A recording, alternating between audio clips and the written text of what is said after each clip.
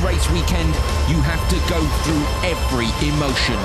If, come the end game, your goal is to be victorious.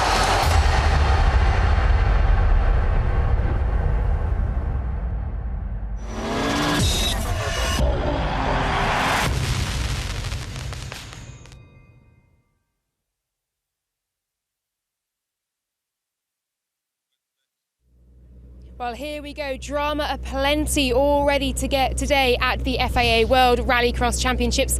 Day 2, we've got Q4 coming right up for you very soon. The RX2 are the first races on the track. I'm joined now by Oliver Eriksson, defending champion from 2018, but you had a big old hit in Q3. Talk me through it. Yeah, I got sort of extremmed into the first corner, if you say so. I had my pole and car on the outside pushed me into the tire bank, and it caused a big crash which took both me and my teammate out. It's too bad. We showed good pace yesterday, and now get taken out in the first turn was not so nice, I think. I mean, you've had quite a short turnaround as well between Q3 and now Q4. Talk me through the damage to the car and what's had to be done. Yeah, it was a bit bent wheels and stuff, but you know, the old Sprax MSC guys, they work harder to get the car out on track again, and since the Supercar Lights car is so easy to turn around between heats, they got it done, and both me and my teammates' car are fully 100% ready to rip. And the track's looking quick despite fears that it would perhaps slow with the slightly cooler, damper weather. How are you feeling out there generally this weekend? Yeah, for sure it's quicker. I also thought like the asphalt would be slower, but they put some material on top of the gravel which made it a bit sticky. So gravel is really quick out there. So we improved lap times from yesterday, and I think it will still improve during the day.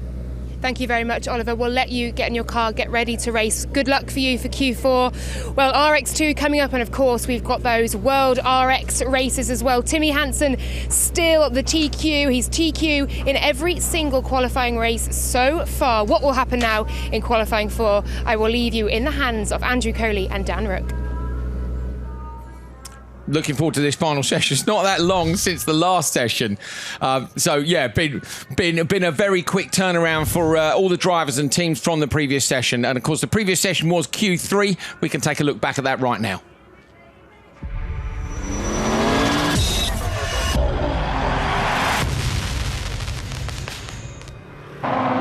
So the fastest guys went first after the grids were flipped. It was a good start on the inside for both the Hansens. Backward trying to come around the outside. Looked like he got it done, but Timmy hooked that traction up on the inside and managed to take the whole shot on the way up to the gravel section on the first lap with his brother right behind. Kevin Hansen, we know, slightly frustrated overnight. Oh, there's the contact in turn 1. Interesting. Kevin wasn't happy after the race, it seemed, with Andreas, but I have to say, I think I might feel more aggrieved if I was Andreas at that point. But there you go. Good to see some decent fights out on track. 3 different angles of the start for you. Kevin frustrated yesterday that he couldn't quite match the pace of his older brother, but Timmy, of course, with a little bit more experience in these cars at this level, I'm sure it won't be long. The big question was, could anybody match Hansen's pace, because he was absolutely flying. Now, with those cars going out first, we weren't sure what the track conditions were going to be, Dan, and as it goes, you know, it's turned out that the conditions were similar through the whole session. Yeah, like we just heard from Oliver Eriksson there, the dust decks they laid down made the loose section actually quite sticky and grippy. So still lots of pace in the track for these boys earlier on. So this was basically a look back at Timmy's fastest run of the day.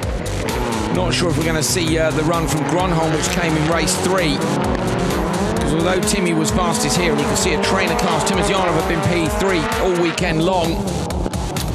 But couldn't get the job done in this one. It was Timmy who was fastest, but in race 3 it was Niklas Gronholm who managed to come in second place basically in the session. So apologies for the confusion there. He was just 2/10 off the back of Timmy Hansen. So Hansen, as you can see, is on for a clean sweep with his brother Kevin behind. Then it's backward Timozyanov, Niklas Gronholm down in 5th, Sabo Baumanis, Shisha at the top 8. At the minute, Raymond, Doran and Batuska and Scheider are just inside. Remember, Scheider had that issue. Have they got that car fixed? We're going to find out soon enough. Derrida, Karai, Parsonen and Chris Hoy. So yeah, a few issues with some of the guys in World RX. They're going to be up first, the slow cars, because this one is going with fastest last. But Dan, onto the last qualifying session of RX2. And of course, we had a bit of news after the previous session. Yeah, so we watched a replay earlier of Gunderson, and he was disqualified now. So what's interesting is that this is basically a lineup of exactly what happened last time. Gunderson in the middle of your picture, sorry, left-hand side of your picture, shut the door on the two inside. These guys were the top three after Q2, and Gunderson basically moved across from this grid position, just put Kallio and Ericsson across into the tyre barriers. He then went on to win the session, but the steward said, look, you can't do that, and disqualified him. Yeah, so where did Gunderson drop to? Gunderson dropped to 13th. So he dropped from P3 to 13th with a disqualification. Yeah, so obviously with a disqualification you score 0 points towards your qualifying tally, so really big impact there for him, obviously missing out. So that I think Gunderson could outscore Lovera by quite a lot. So it's going to come down to what Gunderson and Lovera do in this session. At the minute, Lovera would make through to the semi-finals in P12, and Gunderson would be the only driver not to make it. So Gunderson is going to have a massive push here, try and get himself as close to the top of the timesheet as he can, Dan, and hope that Lovera doesn't have a good run so he can make it. Gunderson putting the chase on Ericsson. Ericsson then, who had dropped down the standings by one position with that 11th place thanks to the damaged car from the contact, is still the TQ. But Fraser McConnell has actually moved up into second, and Fraser, of course, takes his first win in the previous session, so that's a great job by him too in another OMSE car. Yeah, so obviously with the disqualification of Gunderson ahead of him, able to move up and take the 50 points scored from qualifying. As we see here, Gunderson taking the joke lap and getting himself out comfortably ahead of Kallio, so giving himself now that clean air, and hopefully he's going to be hoping to overlap now Ollie Ericsson. This is a man who's annoyed by stewards, isn't it, basically? He's livid and he's just having it. Yeah, so maybe a bit of red mist, but obviously with these cars it's so easy to overdrive them, so hopefully he doesn't get too much red mist and he's able to keep it tidy. But Ollie Ericsson doing a fantastic job here, 4.2 ahead of Gunderson, so that's pretty much the time you need, isn't it? So will he wait to the final lap and maybe try and gap him just a little bit more? He does, so I think, because that would have been a super close merge and you don't want to risk it, do you? No, so of course Ollie knows he's got pace in these cars. He proved it in the first two qualifying sessions, and he's coming out now to try and get back and show everyone that he is the fastest guy, despite having that problem in Q3 and being put in the wall. So he's so tidy through that gravel section as he comes around and rejoins the tarmac at the bottom. This is the corner where the momentum is so important. He's got one lap to go, and this will be his joke lap. Gunderson with Kallio not quite close enough behind to challenge. So Gunderson can drive his own lines here. I say this is about Gunderson basically was looking like he was going to be on the front row in the semi-finals, and having been disqualified is now looking like he's not going to make the semis. Even if he does, Dan, he's going to be coming from the back of the grid, but job number one is make the semi-finals, and it was quick by Gunderson, he's bang on the pace. It was a silly mistake, wasn't it, at the start in the previous session? Yeah, exactly. I mean, you can just see how much it's cost him now, being at the bottom of the standings after Q3 is really not where he would want it to be. No, not when he was third and third. In theory, he was first in that session, so until he was DQ'd, so he definitely would have been top three, even if the two guys he took out had beaten him. So Ericsson, with a point to prove, crosses the line first. The time is 3:18.6, and that's extremely quick. So yeah, that's the fastest time of the weekend. 3:18.6, fastest time of the weekend. There it is. Incredible result for Oliver Ericsson. Ben Philip Gunderson doing the best he can. 3:20.5 would have been enough to win any other session as well. So the track is getting quicker. Jesse Kallio in P3.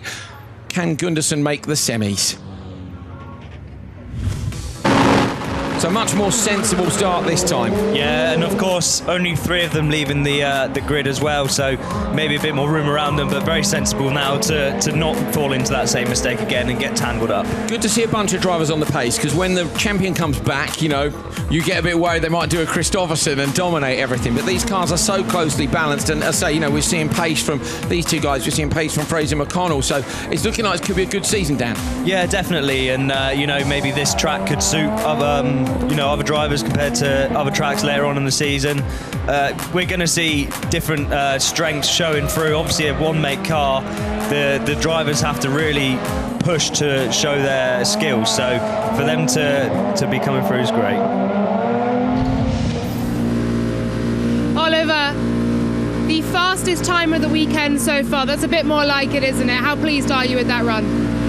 I was a bit pissed, to be honest. I was quite angry after the incident in Heat 3. So now I wanted to go out and redeem myself, and I think I did. Well done to you, and good luck. Okay, well, sorry for the language there. That means cross, if you weren't aware. And we knew he was. I think Gunderson was cross as well, because they were on a big old push to get a decent time. What was he trying to secure to the top of the roll cage? His right hand, look, it was a camera. Yeah, it was the V-Box camera. So these, pretty much all of the drivers here this weekend, every class will probably have a V-Box system, which is like a driver training aid. They can watch back their races and find literally to the tiniest point of how wide they were on a corner to try and improve. Walfridsson on the inside, sorry, the outside, then it's Nilsson, Volders, Olofsson, Lavera. Sorry, Walfridsson inside, then Nilsson, Volders, Olofsson and Lavera.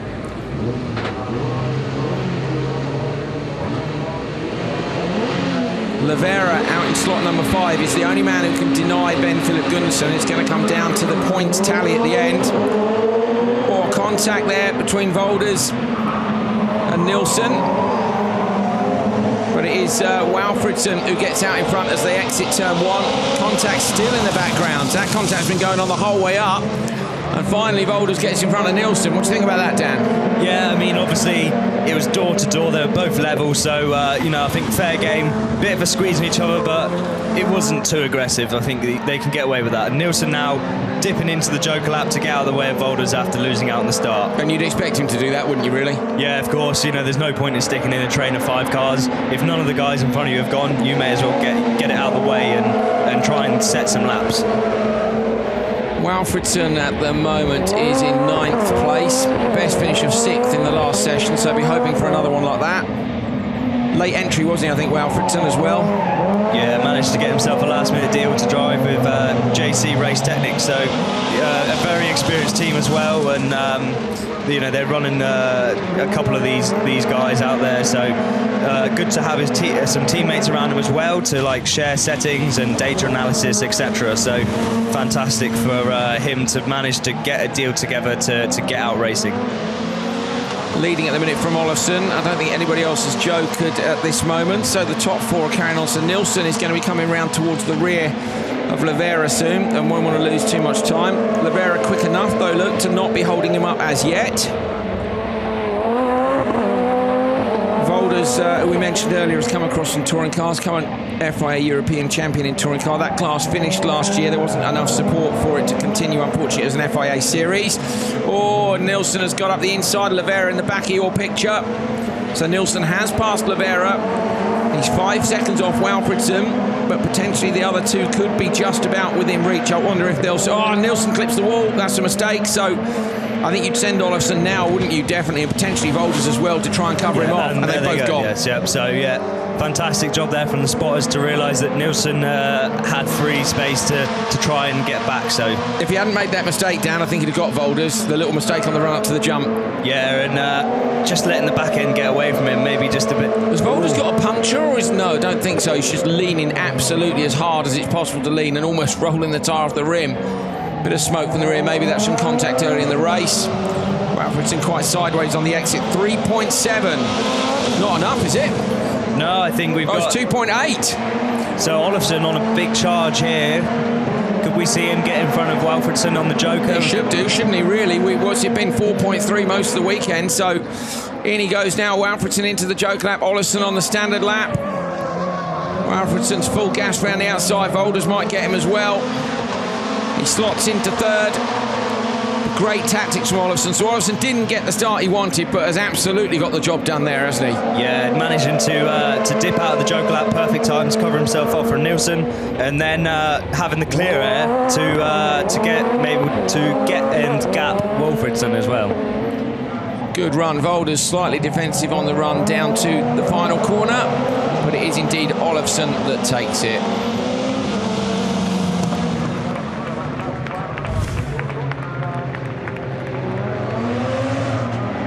Rolling back towards the paddock. We should get a catch-up with Olofsson in a minute. Lavera has crossed the line a little way off after that contact earlier on. So Olofsson with a 3:23.9. He's about 5 seconds off the pace of Oliver Eriksson. You'll see where they slot in Volders, Walfridsson, Nilsson, Livera, the finishers. In fact, he's off the pace of all three. Look, not by much. I say Olofsson's up there. He's one of our quick guys. But Oliver Eriksson with an absolutely storming time in this one. There's 5 cars still to come, but they're going to have it work cut out if they want to try and match that top time.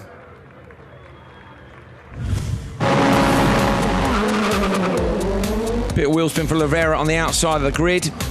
Good start, wasn't it, from Olofsson, but obviously didn't get the job done here. Where does he end up? Does he end up P2? Yeah. No. Yeah, so obviously a fairly even start from all the guys, and just not able to tuck in or able to carry extra pace around the outside, so just having to settle for a second. Jokering off the start when you're P2 is interesting, isn't it? It's quite a bold tactic to chuck yourself out of traffic immediately, but it worked on this occasion. He was helped probably by the fact that he didn't catch up with the others too soon. Well, it takes the win. Well done, Olofsson. And he's down with Laura now.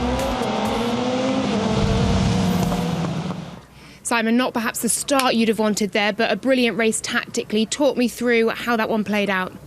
We did get a really good start. We just have to change a little bit in our setup before. We had a good pace in Q3, but I got a penalty crossing the line. But we got a good race now, but the first heat was a little bit quicker. So we just have to push a little more in the semi and go for the podium. And go for it. Thank you. Thank you very much. One more race of RX2 to go before we move on to Supercar. Fraser McConnell on the inside of this one. And you can see how far across Sami Matti Trogan has put his car in the box to try and give himself a bit of room. Then you've got Gryas in the middle, Michalak and Mounier. So Fraser McConnell, due to the disqualification of Ben Philip Gunnarsson and the issues that Eriksson and Kallio had a result of that contract in Q3, McConnell has won his first qualifying session at RX2 level on his first outing, which is impressive. Is he going to be impressive in this one as well? He's nice and late in the brakes. Gryas in with a little tap out on Michalak. Trogan moves across to the inside, but it's a very clear hole shot indeed for Fraser McConnell, and in the background, locked wheels. Michalak up the inside of Mounier. Mounier thinks better of it and drops back. But yeah, McConnell in the lead. So, impressively won the last session, I say, but with the DQ and the issues for the others. Going to be interesting to see what McConnell can do about matching the pace of his teammate Eriksson. Yeah, perfect start there for McConnell. Not cracking under the pressure of being obviously winning the last qualifying session and being on pole for the last race here. So he just got the getaway and managed to get a clean run through the first corner, which was fantastic. So McConnell running out of that same stable. How much did the guys share setup data in RX2? Because obviously it's almost more critical, isn't it, in a one-mate championship when everyone's in the same car. Your biggest rival is always your teammate. Obviously these cars are run as teams, but they're all the same. Yeah, I mean, I'm not sure what other teams are like, but so obviously when I raced, I was in the team on my own, so having to learn everything as I went along. But I know that the Olsbergs team are very, very, they try and make the guys share as much as they can. They're very supportive of teamwork. They share everything, data, V-Box, everything they can. At the minute, Oliver Eriksson, Fraser McConnell and Jesse Kallio are the top three, and they're all OMC drivers, so we know that McConnell is being spotted this weekend, don't we, by someone with a fair bit of experience as well. Yeah, so I think he's who's he? That guy around the outside, Kevin Eriksson. Yeah, so Kevin Eriksson is spotting for McConnell. Super tight on the inside there. Look at that, picks the throttle up nice and early. So I've seen some onboards from McConnell rallying back in Jamaica. He's a guy who likes a big push, and he was spectacular last year in ARX2. And I have to say, I feel that McConnell has tidied his style up already, and that might be by virtue of the style of track on which he's racing over here in Europe. It's his first visit to Europe, but this is a very measured, controlled drive. Yeah, I mean, I know that the guys in America, they tend to set the cars up different. I I spoke to Conor Martel last year when he was racing in Canada, I think it was. He was doing ARX2 and RX2, and he said his cars were both set up so different, which you would have thought that he would have just done the same set on both, yeah. But one of his American car was designed for the loose to sort of slide around a bit more, and then his European car was a lot tighter and set up more for gravel and smoother driving. So it tends to be obviously the style in America to let it hang out a bit more, and coming now to Europe he's had to tidy up his driving. Well, he's done a great job of that so far. Comes out clearly in front. Grierson just slots in front of Trogan. Look at the gap that McConnell has got. Target time is 3:18.6, and that is his teammate Oliver Eriksson. How close will he be? Just a few more corners to go. Early on the gas again down the hill. Don't think he's quite going to get Eriksson's time. He's not going to be far off though. Round to the line. My goodness me, it's super close. 3:19.7. So it's actually quick enough. Fraser McConnell is going to go P2 in this session. 1.1 seconds off the time of Oliver Eriksson, who is vastly more experienced for both this track, in this car and at this level. So great job, Fraser McConnell. Here's the result, 3:19.7 for the Jamaican. Vasily Grierson, Sami Matti-Trogan, Damien Munier and Anders Michalak. And 3 of the 5 drivers heading into the top 8. But I say most impressively for me, McConnell heading up into P2. So that could see him, in fact that's going to see him on pole in one of the 2 semi-finals. Great start to his season. Clean start on the inside, and then was he helped out by a bit of contact? Michalak and Grierson didn't really come together hard, did they? I mean, that's pretty standard for turn 1. It was this next section, isn't it, where everybody was breaking into each other, where he maybe got a tiny bit more of a gap and could relax a bit. Well, relax is a relative term. Yeah, obviously the guys, they come in to the corner, they get that bit of a Constantino effect, and with him being in front, he's able to pull a bit of a gap. Well, great job by McConnell. So he wins Q3 thanks to that disqualification, but in Q4 it's a fantastic performance. He's second only to the champion, Oliver Eriksson. Fraser, that was a terrific race. You are P2, 3:19, just 1.1 seconds off Oliver Eriksson. How was it from the driver's seat? Car feels good. I mean, we're in the last heat, so the track is getting faster and faster. We haven't done too much changing to the cars. We kind of focused on my confidence the last couple of races, and I feel like it's up there right now. So I'm going to go back, look at data, see where we can improve, and put on a show for my Jamaicans watching. Big up, everyone. Thank you very much. You've certainly put on a show for us. Thank you. Nicely done, Fraser McConnell. Big up, everyone. That's the kind of driver quotes you want to see. Oliver Eriksson, almost the clean sweep, but of course that problem, he got taken out in Q3, and that means he is still the TQ, but it's not on for the clean sweep. It's his teammate McConnell who moves up into second. Then we've got Kallio, Grierson, Trogan, Munier, Michalak, Olofsson. Who is the driver who misses out? It is Ben Philip Gunderson. So Ben Philip Gunderson, who was on top 3 pace all weekend, disqualified from Q3 for an incident at the start, misses the semi-finals. Nilsson, Boulders, Walfridson and Albert Levera from Andorra, not far away from here, makes it through to the semi-finals. So that's cool for the local crowd. You know, Levera's made it. I'm pleased for Albert too, but disappointed for Gunderson, and that is a terrible start to the championship when you know you're on the pace. Yeah, exactly, and just that little silly mistake, you know, he's going to be watching that back and just kicking himself now to it's just you know, he's going to be, if he misses the title by X amount of points, that was it. Yeah, exactly, and start of the season, just not what he wants. Gutted for Gunderson. There you go. So that's the end of qualifying for RX2. We're going to head down to the grid because we're about to get qualifying 4 underway for World RX. Decide who's going to be our TQ man. 3 cars in this first race. Let's take a look at the grid for Q4, race 1.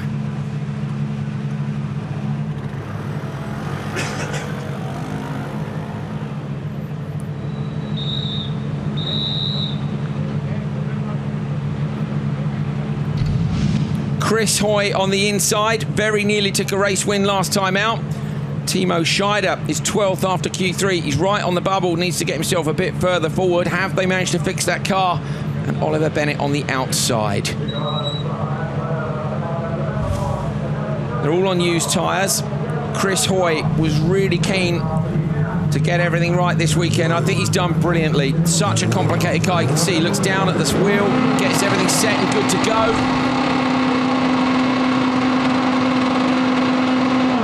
Green light, good reaction times across, but Hoy's bogged on the start, so Hoy drops back. Scheider up the inside of Bennett. Bennett's going to try and shut the door. Scheider's going to try and find the traction on the exit. Scheider's alongside him just about, but no, Bennett's got the inside line for the right-hander, and Hoy playing catch-up now.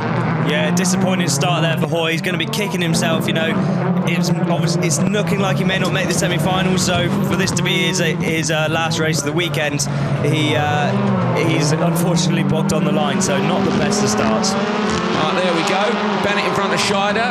Scheider hasn't joking, of course, because he doesn't want to end up behind Chris Hoy, and that's Scheider is a professional driver in the very latest Specker car. Chris Hoy is on his first World RX outing in a car that's a couple of seasons old.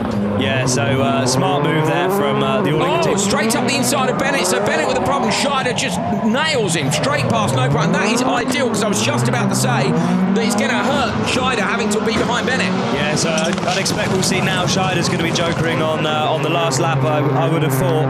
So making the most of the clean track in front of him to really nail some laps.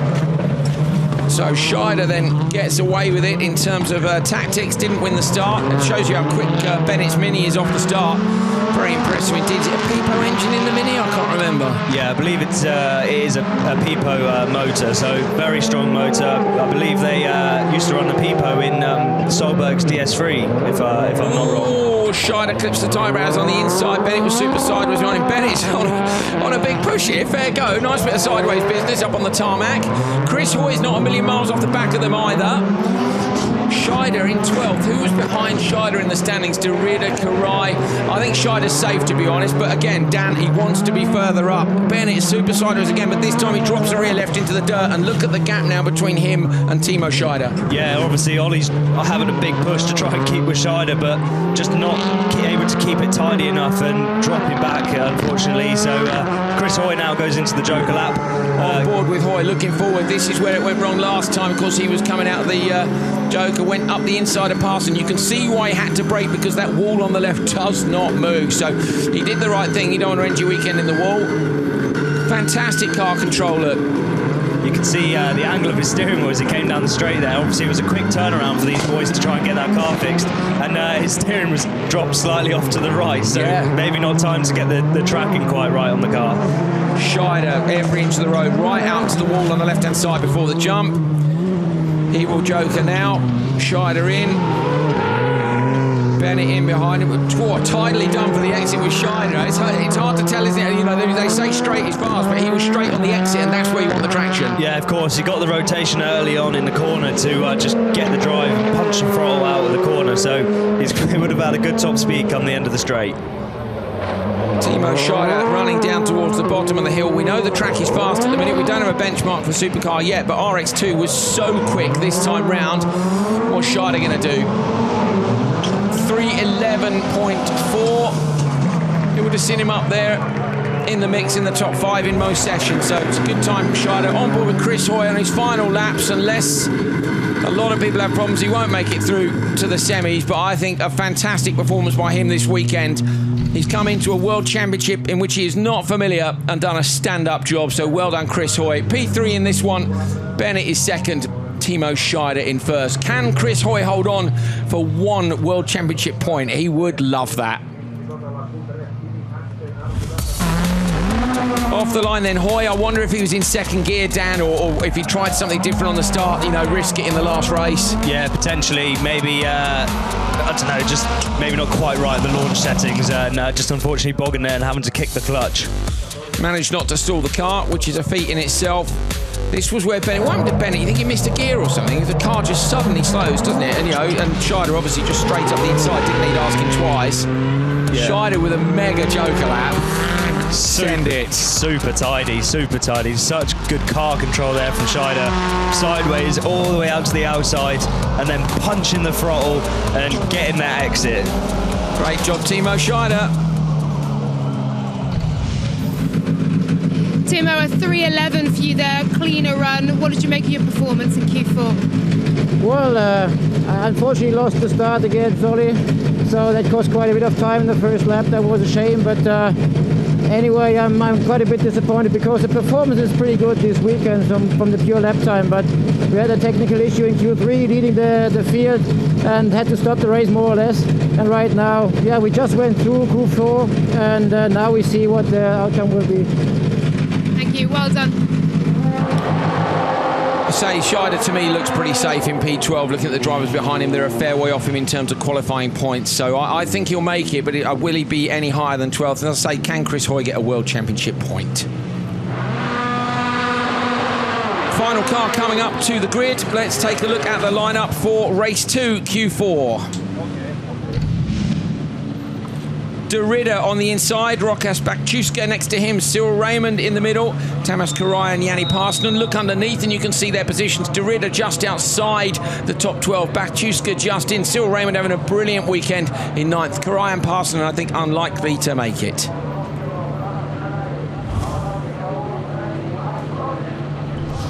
Waiting for a thumbs up from the marshal. Here he goes. Points towards those all-important start lights. Ready to race comes on. Listen to that. Great start by Raymond in the middle, but goes backwards. Another mega reaction, but he didn't get it right. De Ridder with contact. Karai goes round, so does Parsonen. It's De Ridder versus Raymond on the right hill. Guillaume De Ridder is in front of Cyril Raymond. Cyril Raymond drops back.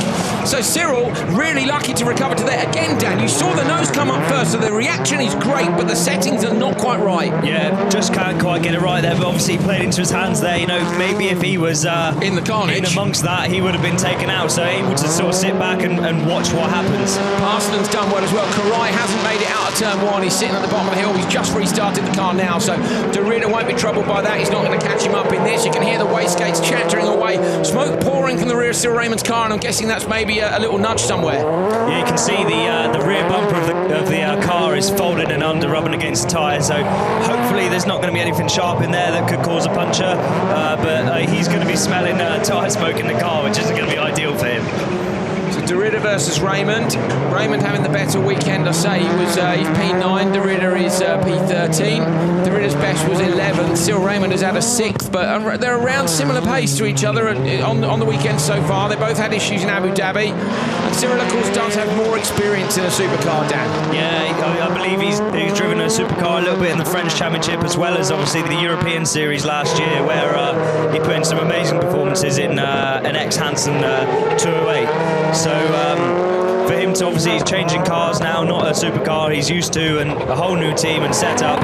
But as we see Parsonen there, getting it a bit wide, and you could just see as he went onto the loose on the outside of the corner there, just the effect it has, and just took him around.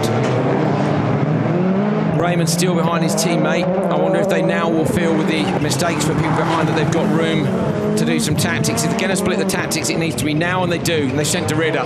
Yeah, so surprising there. I thought we'd see Cyril going in before, but is that the team though releasing Raymond? You know what I mean? Are they going safe and send? If they feel Raymond's the faster car, they might release Raymond and keep De Ridder back. I think they'll both look at the smoke off the back of that. Yeah, potentially. I mean, it doesn't seem to have obviously affected them too much. De Ridder's just slotted back into second position, so either way around they went, I think they would have had, both of them had clear air to both try and put a lap in and let them fight it out fairly. Well, that's what they're going to do now, isn't it? So it's 2.5 from Raymond back to De Ridder at the minute. De Ridder will hold on to that position. They've just crossed the line, so Cyril Raymond open over the jump. He's going to go Joker now. Oh, backs it right in, clips the tyres on the inside. Go on, Cyril, sends it into the Joker. On the inside, his teammate De Ridder. Cyril's going to get better exit speed, but De Ridder is clearly in front, and I don't think he can do anything from there. He's going to try everything he can, isn't he? He's absolutely full gas everywhere to try and catch up. De Ridder holding the car just about to the tight line on the inside. Just keep it tidy now. You can keep your teammate behind you. Always nice to beat your teammate. Guillaume De Ridder, still learning a supercar. Great job. Holds on to take the heat race win ahead of Cyril Raymond. Bakchuska coming across the line in third, and the other two drivers, Karai showing us not completing the laps, and Parsonen too, so they won't come round to the finish. Timing screen showing they have disappeared from the circuit. De Ridder with a 3:09.4 as well. It's a couple of seconds quicker than Scheider, so great job. Guillaume De Ridder takes this one from his teammate Cyril Raymond. Bakchuska in third, DNFs for Parsonen and Karai. And look at this. De Ridder and Raymond to the top of the table ahead of Timo Scheider. Baciuska slots into 4th. So let's have a look at turn 1 down. It's a little bit messy. Yeah, it's hard. To be honest with you, it's hard to lay the blame at anyone's door there. I think there were about 3 incidents going on, weren't there? Yeah, just a big squeeze, and then, well, you can see there for Cyril, having not got the best of starts, but then just able to tuck underneath it all and get a good drive away and slot back in behind his teammate De Ridder. So a little bit of tyre smoke for him, nothing too dramatic. Passed and caught up a little bit in that turn 1 incident, and then more issues. So tough weekend for him with the start team. I think we're going to see him later on in the year. That was Cyril Raymond really pushing hard on the way into the Joker, but it was his teammate Guillaume De Ridder who did the job this time round, and he takes the heat race win. Guillaume, a great race and a great battle against your teammate as well, Cyril Raymond. Talk me through that. It was a great time as well. Yeah, I'm really happy of the hit I've done. Obviously the start was a bit tough and hot. I got hit at the beginning, so it was a bit messy, but afterwards I tried to concentrate and put some clear laps, fast laps, so that was a good hit, good strategy by the team also. Now we'll see where we'll end up in the rankings, because obviously the fastest guys are coming, so we'll see. Thank you very much, well done. Of course, De Ridder is really keen on knowing where he's going to be in the rankings because he's in that P13, Danielle. If anybody here has a problem, a big shunt or a DQ for an incident like we saw with Gundersen in RX2, he could make it through to the semi-finals. Yeah, exactly. And we currently have Scheider in at P12, so the cut-off point, and De Ridder just topped him in that qualifying session. So I guess it's how many cars go between them, isn't it? Yeah, to see whether or not he'll make it. De Ridder's going to be hoping there's a few people going to be slotting in there. Okay, cars are on the line. Let's have a look. Race 3, Q4. Liam Doran, Yanis Baumanis, Christian Sabo, Gulan Shisharit and Timur Timozyanov. Timozyanov in 4th. Luke has gone for 2 new boots. And 2 new fronts for Liam down in 10th. 6th and 7th for Sabo and Baumanis, 8th for Shisharit. So these guys are all in the mix. Liam, I think, is the one who would stand to gain the most by moving up a few places in terms of his qualifying position. He's on the inside. What can he do? A little gap between Baumanis and Doran, giving themselves a bit of space. There's the view of the lights from behind.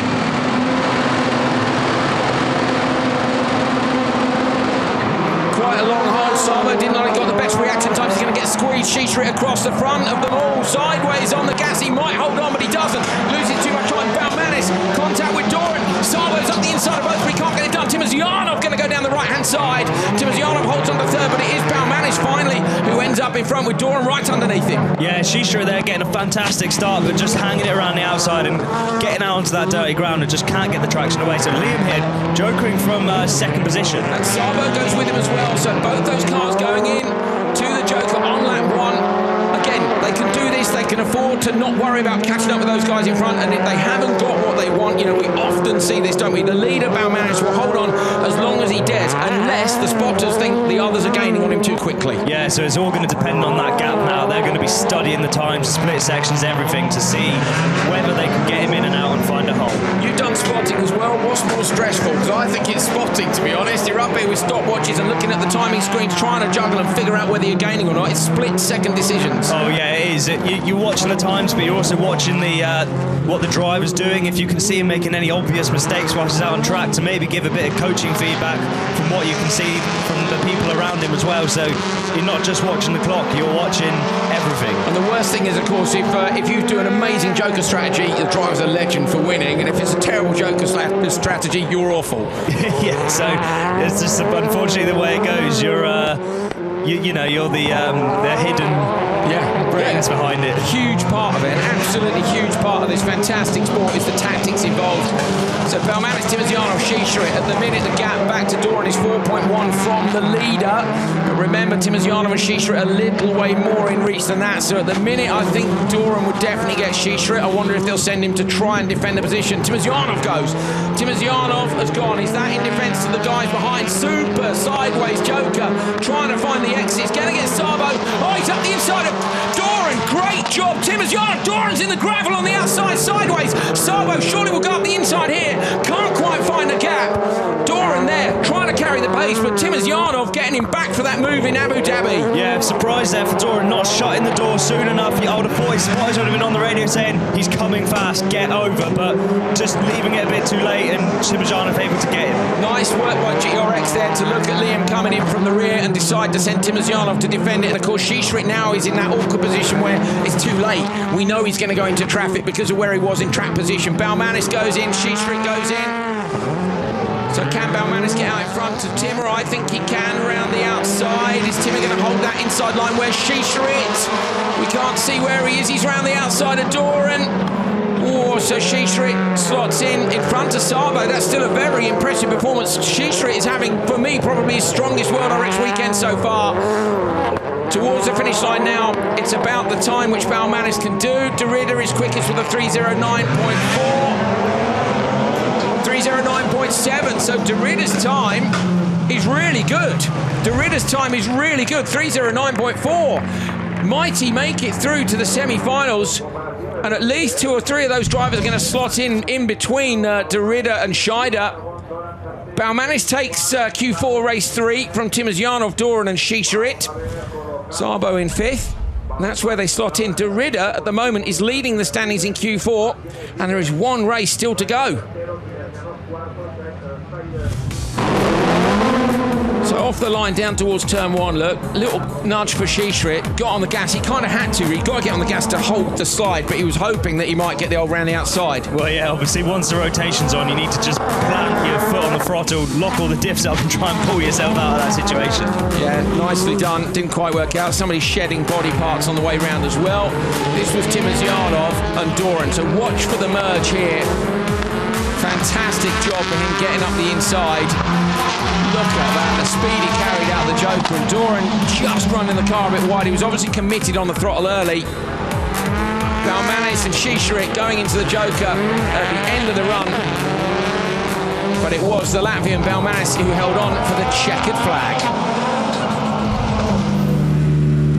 Well, P2 at the moment, overall 3:09.7 with 1 race to come. How are you feeling looking ahead to the semi-final?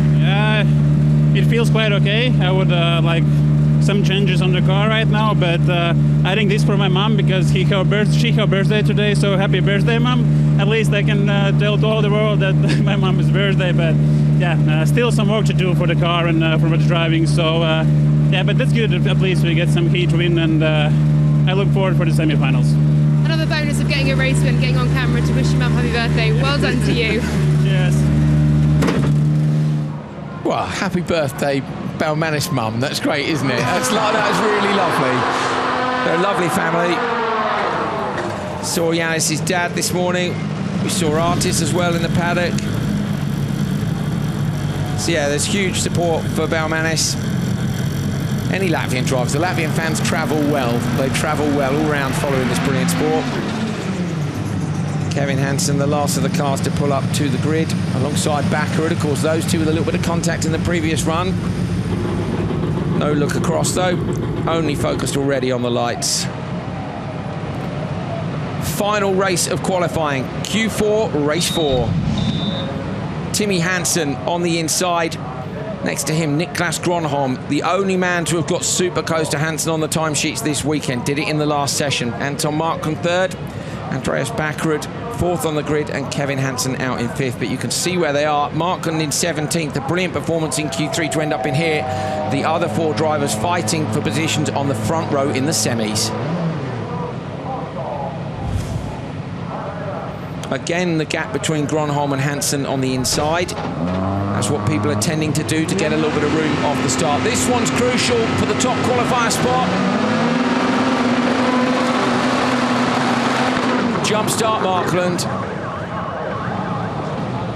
So that takes him out of contention. I wonder if he'll joker early and stay out of the way of the other guys. I doubt it because they want to prove the pace of the car. Yeah, exactly. So obviously it's all going to depend on his start. If he's you know, at the back. Andreas there just releasing the handbrake once he sees the flashing lights. It's so easy when you see that jump start sensor to actually go yourself. Because you see, it's another light, isn't it? You're looking for another light. Once the ready to race has gone out, any light comes on, you're like, go, go, go. Yeah. But yeah, Markland significantly jumping there. Going to reset him onto his jump start sensor. Nearly there. Look, watch for the little LEDs at the top of the screen there above the Speed Machine logo. When it goes green, that's it, he's in position.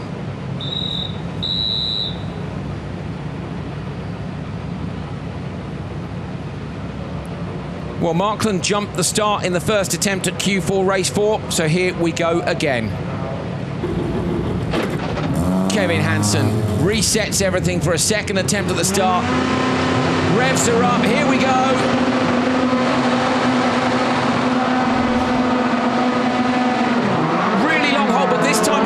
Gronholm will get up on the inside, but Backerud looks to have great pace. Can he go round the outside? Gronholm's going to get it potentially. Hansen, though, on that inside line he's used all weekend. Finds the traction again, pushes across on Gronholm. Gronholm out in the dirt. Oh, Backerud has to slot in between Markland, and it's Kevin Hansen who's at the back of the pack. Yeah, so not such a good start there for Kevin Hansen from the outside of the grid, but fantastic to have Timmy and Gronholm here together. Yes, this is what we want to see, a fight between Gronholm and Timmy, and Gronholm has laid the gauntlet down straight away. See you later, I'm going in the Joker Lab, I'm going to smash the lap times in and see if I can beat you. What do you do if you're the Hansens now? I mean, obviously you've got, Timmy's got his own clear air, but, you know, do you go now that the gap is there? I'd go to protect the position right now, because why give him the chance? If you're in front of him, it doesn't matter what the time is, does it protect it? But let's see, we'll find out soon enough. Backward behind Markland. Markland has to joker twice, so he knows he'll go within a couple of laps. But Timmy Hansen, fastest lap of the day, responds with a 43.0. Markland runs the car a bit wide. You're on board with Backward. Hansen with a massive jump. Does he go joker to protect the line? Now he doesn't. So Hansen is confident enough that he's got the pace to hold Gronholm off. Yeah, so Gronholm here as well. I can see on the time screens he's dropping a couple temps here every sector, so maybe not got the pace he had in Q3, unfortunately, but of course, maybe he's making some mistakes. He'll start to square his driving up. We never know. I suspect a load of these guys as well are holding on to tyres here, Dan, because it doesn't seem quite so tyre critical. Abu Dhabi was super hot, you know. We've got places like Loiat where it's super abrasive, but we're not seeing loads of new tyres, so I wonder if people are holding on to them for the semis, and then we're going to see a true pace comparison. Yeah, of course. I mean, you don't know how much work everyone's tyres have done, so obviously when we get to the semis, they're going to have all new boots on, and we'll be able to see what everyone can do. Brilliant on board with Backward there. You saw him just nipping the handbrake a bit, and that wasn't really to rotate the car, it's just to release the rear end. Yeah, so a lot of these cars have like a diff release, if you like. So on the handbrake, they've got like a secondary cylinder, master cylinder, that releases some sort of plates in like the centre diff. So it releases the drive to the rear wheels and effectively makes it a front-wheel drive car temporarily. So it makes it turn in a little bit more easily. Yeah, so you don't have the back wheels trying to drive. Gronholm just in front of Markland. Markland with another joker to do, but Gronholm is up to 4.6 now, so the Hansen's making the right decision to leave Timmy out there. It's not going quite so well for Kevin either behind these guys. Markland, of course, if he'd had only one joker, will be ahead of Kevin, so Markland showing the pace, but it is the last lap. Into the joker lap goes Timmy Hansen and Andreas Backerud. Where's Backerud going to merge? Hansen's going to be clearly in front. Can Backerud do anything about Gronholm?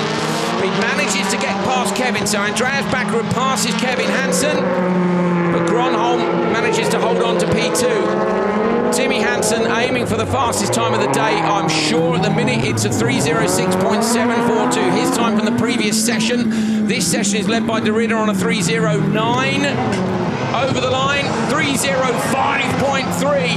Timmy Hansen with the fastest time of the weekend in Q4. The track has got faster. He has remained exceptionally quick all weekend, and it is a clean sweep of qualifying for Timmy Hansen. He's on for his first ever clean sweep of a weekend.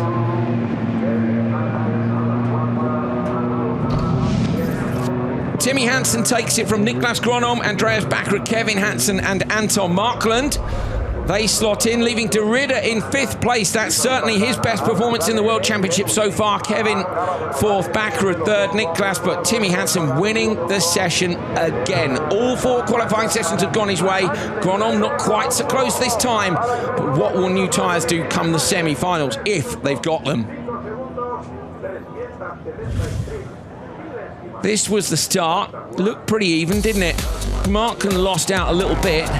Backrud tried it. I thought Gronholm had got it, but again, Timmy, look, he's so patient on that inside line. Yeah, he's managed to find grip there that no one else seems to have found, and he gets the car facing straight, and he just drives away. We know the Peugeot starts well. I can't remember what the draw was, but obviously Timmy's also had the advantage of starting in that number one slot in every race. Start the number one slot, get the start right, and you can do what you want.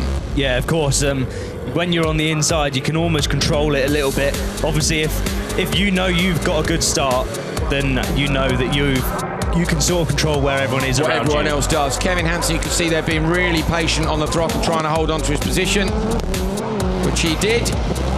But it is Timmy who takes it. It's a clean sweep, and he is your TQ.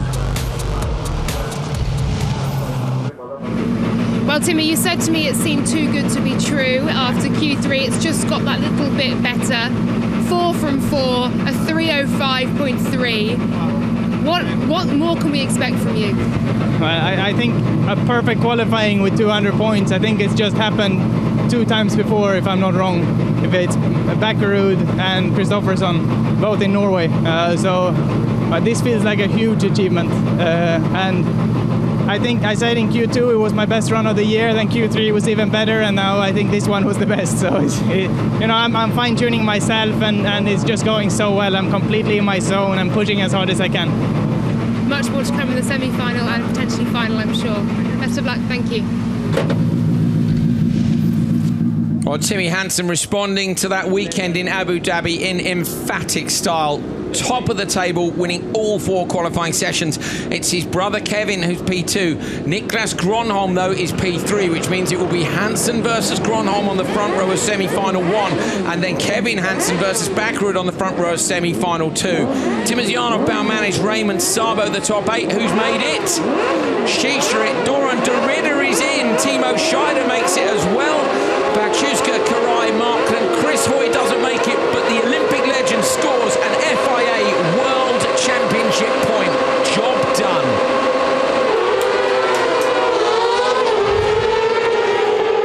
Wow, okay, session over. Sorry, there's about 100 buggies coming into the car. I'm just going to watch out the window for a second. Sounds like a swarm of bees. It does. It's a clean start, which is rare for those guys, but there you go. You can see them yourselves. Absolutely fantastic. But, okay, Dan, what a performance by Timmy Hansen. Like, just a mega job. Clean sweep of qualifying. I think a few other people have swept quali, but maybe not got the job done in semis and finals. So we've got that coming up potentially. Could he be the third person to take a clean sweep? Yeah, it'd be fantastic for him, and obviously he'd be the first person to do it outside of Norway if he was to do it here. So fantastic performance and real consistent job by the Peugeot team. Yeah, fantastic. Going to be brilliant later on today. Backrud as well has managed to drag his way back into a decent qualifying position. I think he was 4th, wasn't he? So he's going on the front row with Kevin. They've had a bit of beef so far this weekend. And could Gronholm be on the pace, do you think? I mean, we saw a flash of it in Q3. Yeah, I mean, maybe they made some setup changes. I mean, we don't know. Obviously, we've not gone and spoke to them between the 2 qualifying sessions, but he's shown his glimpse of pace, and I want to see it in the semi-final. So do I. It's game on for later on today. We have the semi-finals and the final to come for World RX, and of course RX2 final as well will be featured in the live TV show. So get on to the FIA World Rallycross Championships website, find your local TV listings, and join us later to see who's going to win round 2 of the 2019 championship. See you then.